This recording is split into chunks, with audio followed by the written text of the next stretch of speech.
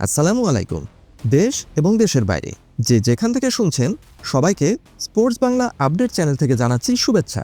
চলে এলাম আরও কিছু নতুন আপডেট নিয়ে। জার্মান কোচ হ্যান্সি ফ্লিকের অধীনে বার্সেলোনা 2025 সালে এক অসাধারণ বছর শেষ করেছে। কোচ হ্যান্সি ফ্লিকের ডিরেক্ট ফুটবল এবং হাই প্রেসিং ইন্টেন্সিটি বার্সেলোনায় এক নবজাগরণ তৈরি করেছে।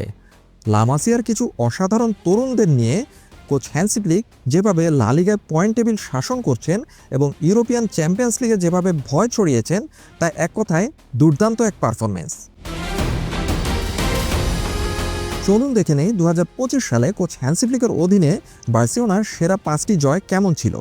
কোচ হ্যান্সি ফ্লিকের অধীনে বার্সেলোনা 2025 সালে কেবল জয়ই পায়নি, বরং তারা ইউরোপীয় ফুটবলকে নতুন করে ডিফেন্স এবং অ্যাটাকের সংজ্ঞা শিখিয়েছে। বার্সা ভক্তদের জন্য সেই 5টি ঐতিহাসিক জয়ের ট্যাকটিক্যাল অ্যানালাইসিস তুলে ধরছি।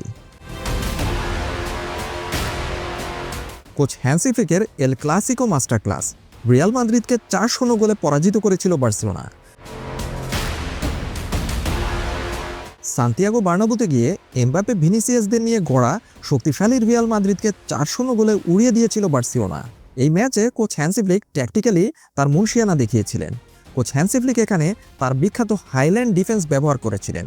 পুরো ম্যাচে রিয়াল মাদ্রিদকে মোট 12 বার অফসাইড ট্র্যাপে ফেলেছিল পাউ কুবার্সি এবং ইনিগো মার্টিনেজরা।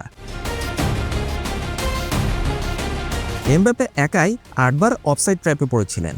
কোচ হ্যান্সি ফ্লিক প্রমাণ করেন যে গতির চেয়ে ট্যাকটিক্যাল পজিশনিং কতটা শক্তিশালী হতে পারে। সেটা ছিল বার্সেলোনার এক দুর্দান্ত জয় এবং কোচ হ্যান্সি ফ্লিকের এক ট্যাকটিক্যাল মাস্টার ক্লাস। নাম্বার 2তে আছে বায়ার্ন মিউনিখকে 4-1 গোলে পরাজিত করা বার্সেলোনার সেই ঐতিহাসিক ম্যাচ। এই ম্যাচের মাধ্যমে বার্সেলোনা দেখিয়েছিল লা লিগার বাইরেও তারা ইউরোপ শাসন করতে সক্ষম, আর এর পেছনে মাস্টারমাইন্ড হিসেবে কাজ করেছেন কোচ হ্যান্সি ফ্লিক। চ্যাম্পিয়ন্স লিগের এই ম্যাচে কোচ হ্যান্সি ফ্লিক তার প্রাক্তন ক্লাবের বিরুদ্ধেই রণকৌশল সাজিয়েছিলেন। হ্যারি কেনের বায়ার্ন মিউনিখকে 4-1 গোলে হারিয়ে বার্সেলোনা জানান দেয় তারা আবারও ইউরোপ শাসন করার জন্য তৈরি। এই ম্যাচে কোচ হ্যান্সি ফ্লিকের ট্যাকটিক্যাল স্ট্র্যাটেজি কেমন ছিল? রাফিনার হ্যাট্রিকের নেপথ্যে ছিল ফ্লিকের ভার্টিক্যাল ফুটবল খেলার কৌশল। কোচ হ্যান্সি ফ্লিক এই ম্যাচে বার্সেলোনাকে দুর্দান্ত কাউন্টার অ্যাটাক নির্ভর খেলা খেলিয়েছিলেন। বল জেতার মাত্র 5 থেকে 7 সেকেন্ডের মধ্যে প্রতিপক্ষের বক্সে পৌঁছে গিয়ে গোল করা। এই ম্যাচে কোচ হ্যান্সি ফ্লিকের কৌশল ছিল এক অদ্ভুত কৌশল। বার্সেলোনা তাদের নিজেদের হাফে যখনই বায়ার্নের প্লেয়ারদের কাছ থেকে বল রিকভারি করতে পেরেছিল, তার ঠিক 5 থেকে 7 সেকেন্ডের মধ্যে এক দুর্দান্ত কাউন্টার অ্যাটাকে প্রতিপক্ষের বক্সে পৌঁছে গিয়ে গোল করা, যেটা দর্শকদের জন্য বার্সেলোনার মতো দলের কাছ থেকে ছিল এক অবিশ্বাস্য উপহার। খুব দ্রুতই ট্রানজিশনের মাধ্যমে বার্সেলোনা বায়ার্ন মিউনিখের হাফে চলে গিয়েছিল কাউন্টার অ্যাটাকে এবং তার থেকেই গোল বের করে নিয়েছিল বার্সেলোনা। আর বার্সেলোনার তুরুপের তাস ছিলেন রাফিনা।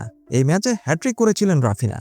বার্সেলোনার এই কাউন্টার অ্যাটাক নির্ভর ফুটবল বায়ার্নের মতো পাওয়ারফুল ইউরোপিয়ান জায়ান্টদের দিশেহারা করে দিয়েছিল, আর বার্সেলোনা 4-1 গোলে বিধ্বস্ত করেছিল বায়ার্ন মিউনিখের মতো ক্লাবকে। নাম্বার 4-এ স্থান পেতে পারে জিরোনাকে 4-1 গোলে বিধ্বস্ত করা বার্সেলোনার সেই ম্যাচ। এটা ছিল প্রতিশোধের এক লড়াই। আগের মৌসুমে জিরোনার কাছে 2 বার হেরেছিল বার্সেলোনা, কিন্তু কোচ হ্যান্সি ফ্লিক 2025 সালে জিরোনার ঘরের মাঠে গিয়ে 4-1 গোলে জয় ছিনিয়ে নিয়ে আসেন। সেই ম্যাচে কোচ হ্যান্সি ফ্লিকের ট্যাকটিক্যাল স্ট্র্যাটেজি কেমন ছিল? এই ম্যাচে লামিন ইয়ামালের জাদুকরী পারফরমেন্সের পিছনে ছিল কোচ হ্যান্সি ফ্লিকের কাউন্টার প্রেসিং। জিরোনা বল নিয়ে উপরে ওঠার আগেই মিডফিল্ডে মার্ক কাসাদো এবং মার্ক বার্নাল বল রিকভারি করে নিয়ে তাৎক্ষণিক আক্রমণ তৈরি করেন। আর সেই ম্যাচে কোচ হ্যান্সি ফ্লিক এক দারুণ ট্যাকটিক্সের পরিচয় দিয়েছিলেন। তিনি লামিন ইয়ামালকে নাম্বার 10 পজিশনে খেলিয়েছিলেন সেই ম্যাচে। আর হতবাক জিরোনা বার্সেলোনার কাছে 4-1 গোলের পরাজয় বরণ করে নিয়েছিল কোচ হ্যান্সি ফ্লিকের কৌশলের কাছে হার মেনে। নাম্বার 5-এ স্থান পেতে পারে রিয়াল সোসিয়েদাদকে 3-0 গোলে বিধ্বস্ত করা বার্সেলোনার সেই ঐতিহাসিক ম্যাচ। রিয়াল সোসিয়েদাদ সবসময় বার্সেলোনাকে বিপদে ফেলে, এটা ঐতিহাসিকভাবে সত্য, কিন্তু কোচ হ্যান্সি ফ্লিকের দল এখানে কোনো সুযোগই দেয়নি রিয়াল সোসিয়েদাদকে। এই ম্যাচে হ্যান্সি ফ্লিকের ট্যাকটিক্যাল স্ট্র্যাটেজি কেমন ছিল? এই ম্যাচে বার্সেলোনার জিগেন প্রেসিং ছিল চোখে পড়ার মতো। প্রতিপক্ষ দল বল পেলেই 3-4 জন বার্সেলোনা খেলোয়াড় একসাথে ঝাঁপিয়ে পড়েছিলেন বল রিকভারি করার জন্য। আর এর ফলাফল তো দেখাই যাচ্ছে, ম্যাচে 3-0 গোলে জয় পেয়েছিল বার্সেলোনা। পুরো ম্যাচে রিয়াল সোসিয়েদাদ বার্সেলোনার গোল পোস্টে একটিও শট নিতে পারেনি। এবার চলুন স্ট্যাটিস্টিক্যালি দেখে নিই কোচ হ্যান্সি ফ্লিকের জন্য 2025 সাল কেন একটি মাস্টার ক্লাস ইয়ার ছিল। Offside trap. প্রতি ম্যাচে গড়ে 7.8টি অফসাইড ট্র্যাপ তৈরি করেছিল বার্সেলোনা, যেটা ইউরোপে পরিসংখ্যানের দিক থেকে ছিল সেরা। High line defence. Barcelona coach Hansi ফ্লিকের অধীনে 2025 সালে প্রতিপক্ষের হাফে গড়ে 34 মিটার উঁচুতে ডিফেন্স সামলেছে, অর্থাৎ গড়ে প্রতি ম্যাচে 34 মিটার উঁচুতে ছিল বার্সেলোনার defence line. Lamine Yamal factor.